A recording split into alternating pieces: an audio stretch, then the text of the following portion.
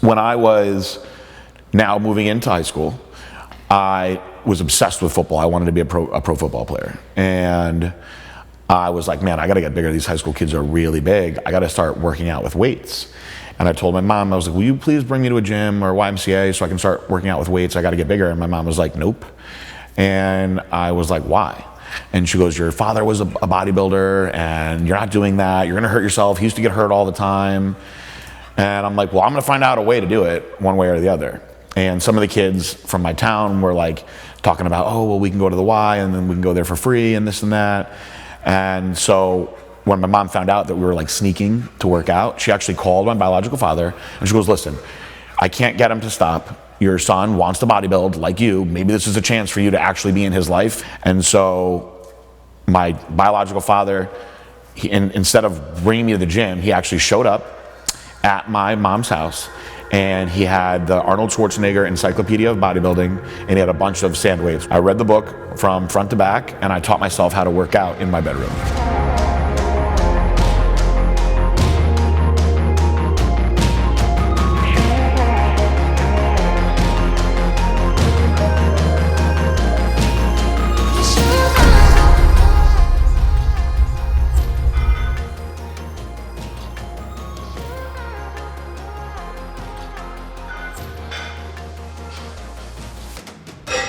And I would work out for hours every day. And I started changing really, really fast. So my mom reached back out to him and she was like, you have to see this kid. It's like the most bizarre thing. Like we see changes in him like every day. And I think what set this off was she was like, I don't know if it's because of my genetics. She was like, but he is gonna be like bigger than you were soon. And so I think he wanted to see it for himself. So he came and got me. And he said, I'm taking you to the gym with me. And I was like, cool, now I get to know my dad. So we would train, and when we would train, it wasn't like a bonding session. It was him just literally trying to kill me to see what I would take, but I would never ever give up. And I looked at it like, I gotta show my dad, how good I can be.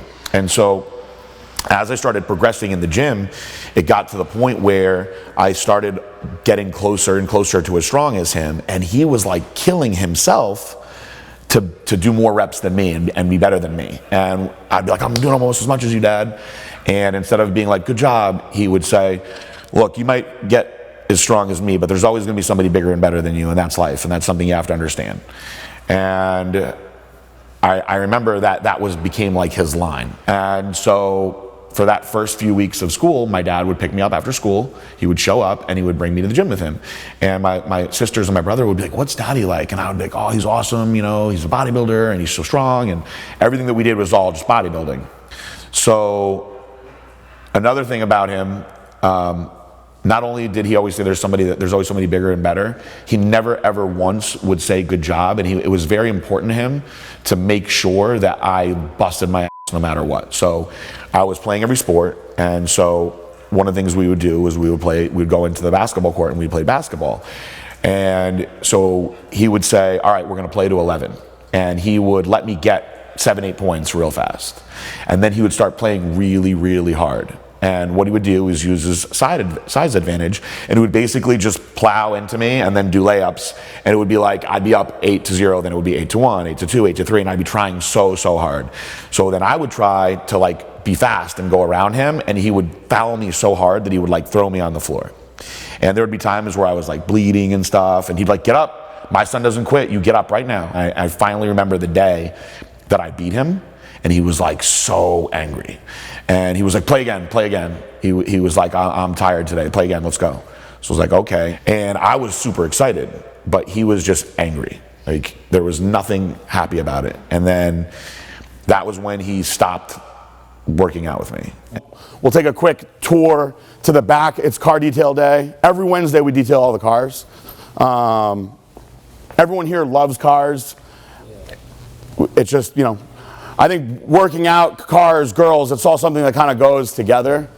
And I really love cars. I like fast cars. So this is the car detail, the car. So this is my Corvette, that's my Hellcat. My dad drives the Hellcat most of the time. All these cars have been tricked out. So this has a stage 2 tune. So this is making like 900 horsepower now. This I haven't done as much to outside the wrap. I switched the pulley, tuned it, switched the intake. So this is making like 750 to the wheel now. It's just pretty crazy. This is a light, very, very fast car. Every single time I get that in that Ferrari, no matter what, I feel the same way. Like I feel a sense of like pride and like accomplishment. And I appreciate it in a different way because I had cars that like, I bought cars when I was a kid, when I was going through college for $500. Like I'd see a car, $500, I'd buy it and it would last me like a month. So for me, when I was a kid, I grew up very poor.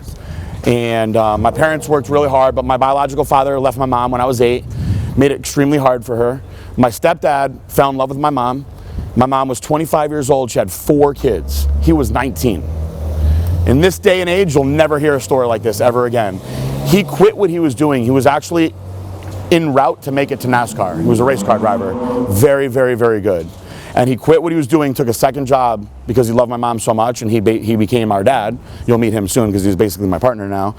And we all basically shared like minivans and stuff growing up. But I always loved Ferraris. I had a little Matchbox Ferrari. I actually have it on my desk in the office. I'll show it to you guys. We painted it black.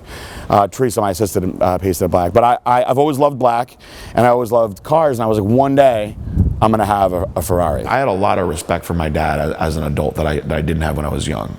And my parents got to the point where, unfortunately, their business failed. And they went bankrupt and they were losing their house. So I told my partner, I go, here's the deal. We're expanding pretty fast. We're doing good.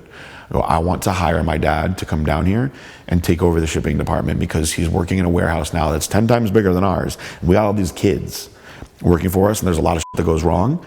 I'll take my own money and pay him myself. He's like, well, I'm not gonna make you take your own money. He's like, we'll give him a shot. He's like, I'm not gonna tell you you can't hire your dad. I go, I guarantee that you will say my dad is the hardest worker that you've ever met. Eventually, when the shipping was running so efficiently and we had a lot of big savings in a lot of our carriers and things like that he created for us, he started auditing a lot of the sales, a lot of the wholesale sales. And he realized a lot of people were screwing the company really bad that was slipping under our noses.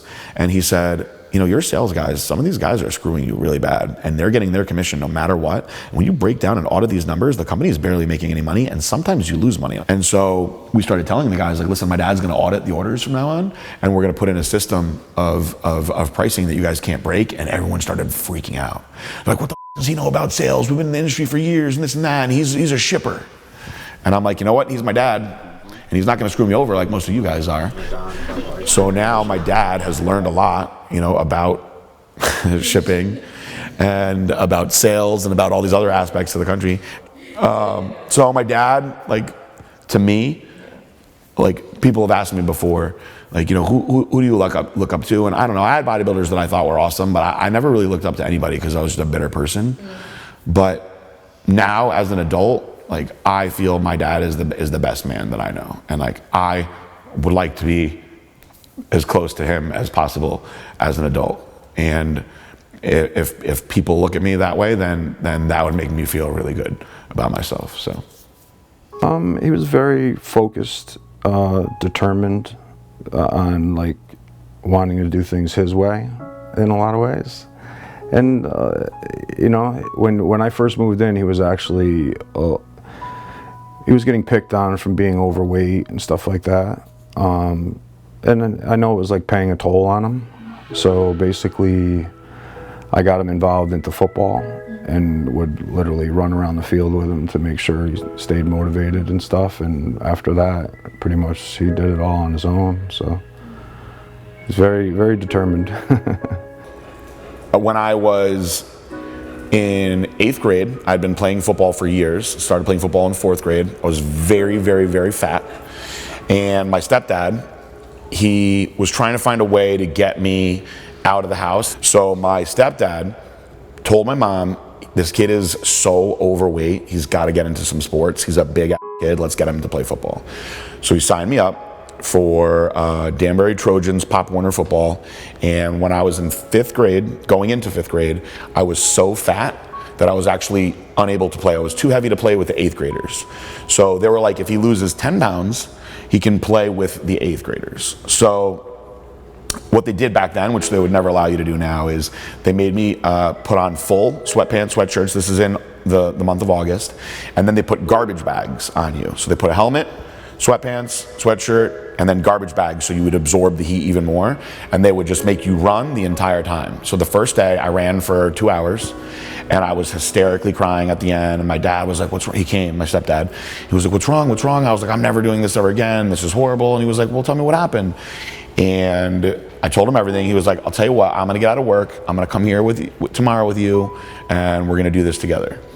And I don't even know why I'm telling this story, because the story's gonna make me cry already. So my dad came, and the coaches explained to him the weight situation, and my dad was like, all right. He was like, let's run. And so my dad ran with me, and every day for the whole entire summer, he would come and run, and I had to run for a month before I was able to even play. But at the end of that month, I had lost like 30 something pounds. Big reason I'm telling this story is because this is when I look back to like how I knew I could be a really good bodybuilder, because I was extremely regimented with the meals and the running. But at the end of that season, so I started at 150 pounds. By the end of the football season at our football banquet, I was 95 pounds. And I was playing with the fifth graders like I was supposed to. And they had this banquet where they give a little trophy to each kid, and then the coach would say a little something about each kid. And when it was my turn, the coach, his name was Ted Johansson, he actually started to cry. And he said, as a father, I will never forget this boy and his dad and what they did together every day and the transformation that he went through. He was like, it was such a good, heartwarming story. And he was like, I'll never forget you guys. And he like thanked us.